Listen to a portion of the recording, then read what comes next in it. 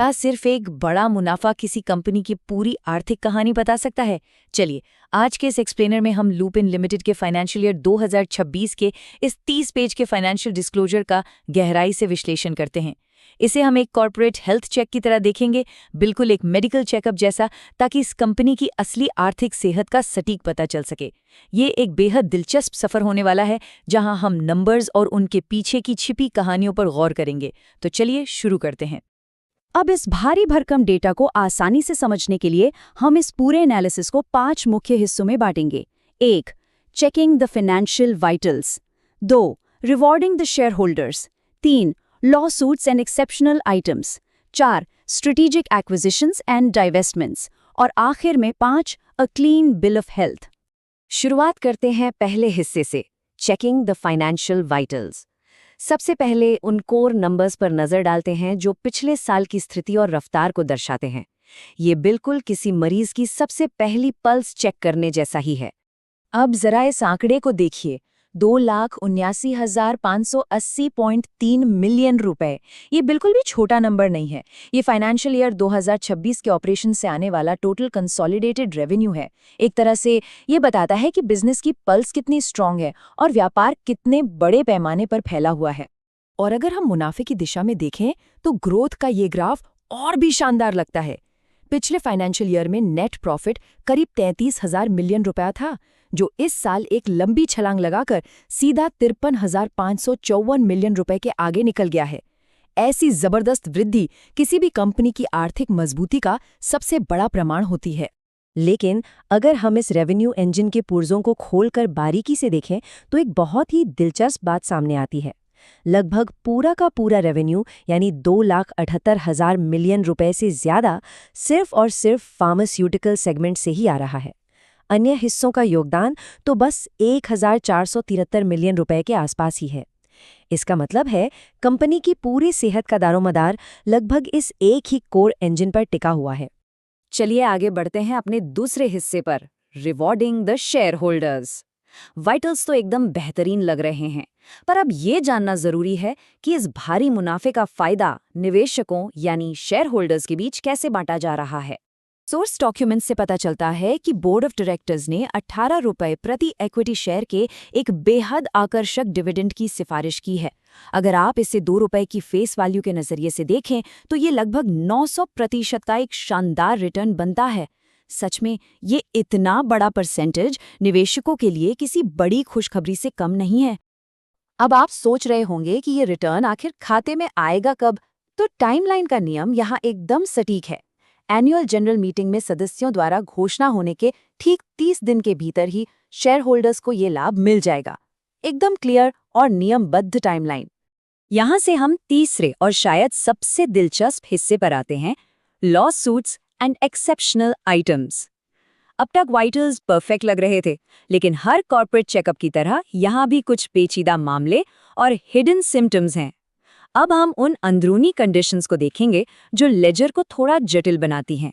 इन जटिलताओं को समझने से पहले ये जानना बेहद जरूरी है कि एक्सेप्शनल आइटम आखिर भला क्या है।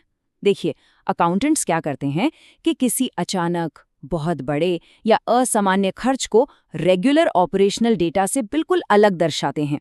ऐसा इसलिए किया जाता है ताकि कंपनी के रोजमर्रा के व्यापार का आंकड़ा बिल्कुल साफ रहे और इन अचानक खर्चों की वजह से मुख्य तस्वीर धुंधली न पड़ जाए। और जब हम फाइनेंशियल डेटा देखते हैं तो सच में कुछ बड़े प्रोविजंस उजागर होते हैं, जैसे जेनेरिक फार्मा के एंटी ट्रस्ट कानूनी मामलों के लिए लगभग $65.8 मिलियन का एक लंबा चौड़ा प्रावधान। इसके अलावा एस्टेलस के साथ $90 मिलियन का दवा सेटलमेंट और नए लेबर कोड्स के असर के रूप में 512.2 मिलियन रुपए का अतिरिक्त खर्च।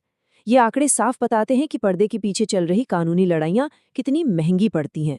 हालांकि ग्लोबल जेनेरिक फार्मा इंडस्ट्री में ऐसे हैवी लॉसूट्स एक आम लक्षण ही माने जाते हैं। लेकिन रुकिए, इन सेटलमेंट्स के पीछे एक गजब की कॉर्पोरेट स्ट्रैटेजी छिपी है। जब इनमें से एक विवाद को $30 मिलियन में सुलझाया गया तो कंपनी ने लीगल तौर पर एक बड़ा ही स्पष्ट रुख अपनाया। कानूनी सेटलमेंट तो तय हुआ, लेकिन किसी भी तरह की गलती या लायबिलिटी को स्वीकार नहीं किया गया। बड़े कॉर्पोरेट कानूनी विवादों में लायबिलिटी माने बिना आगे बढ़ना एक बहुत ही स्मार्ट बचाव की मुद्रा होती है। अब आते हैं चौथे हिस्से पर, स्ट्रेटेजिक एक्विजिशंस एंड डाइवेस्टमेंट्स।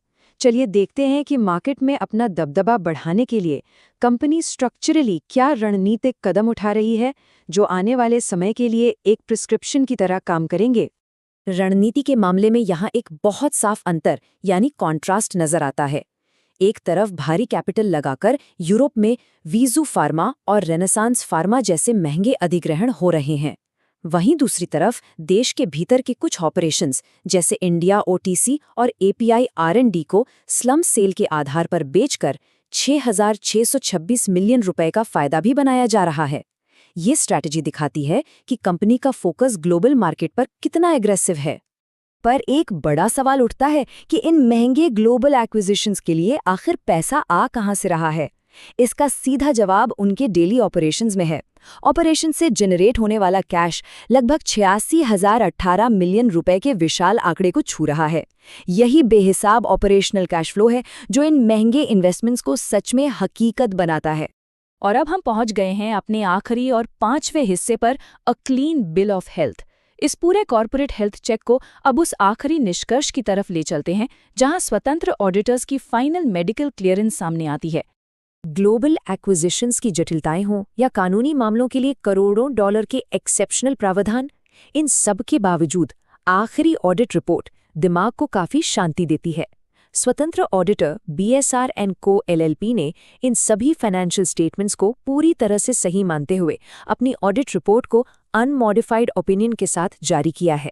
यानी आर्थिक बही खातों में कोई हेरफेर नहीं है। इस सेहतमंद कंपनी को एकदम क्लीन बिल ऑफ हेल्थ मिल गया है।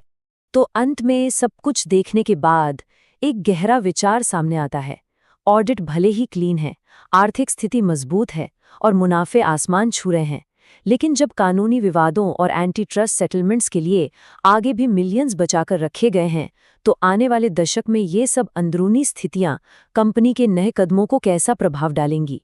क्या ये कानूनी खर्च एक मजबूत कंपनी की रफ्तार धीमी कर देंगे? यही सबसे बड़ा सवाल है, जिसके साथ हम आज का ये एक्सप्लेनर यहीं खत्म करते हैं।